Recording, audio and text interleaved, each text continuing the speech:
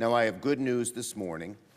Before the day is done, the Senate will pass a temporary extension of government funding, avoiding a painful and unnecessary shutdown next week. The agreement we locked in last night allows for no poison pill amendments. Americans can breathe easy that because both sides have chosen bipartisanship, Congress is getting the job done.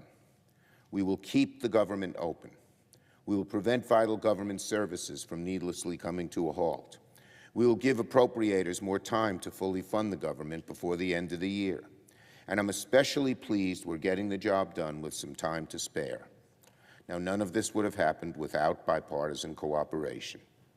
For the information of my colleagues, later today, the House is expected to take up the CR and pass it on suspension. Once the Senate receives the bill, once the Senate receives the House bill, we will immediately move to its consideration.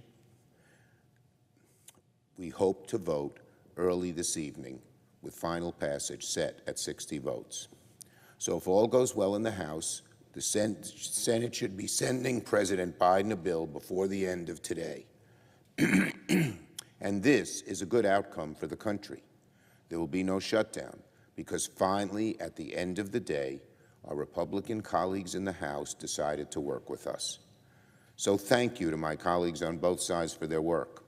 We aren't quite done, but we're now on a clear glide path to getting the CR across the finish line.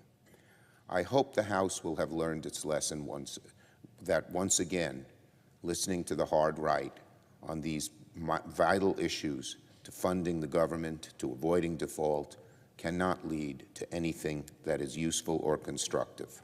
In fact, I hope this positive outcome of bipartisanship can set the tone for more constructive bipartisan work when we return in the fall.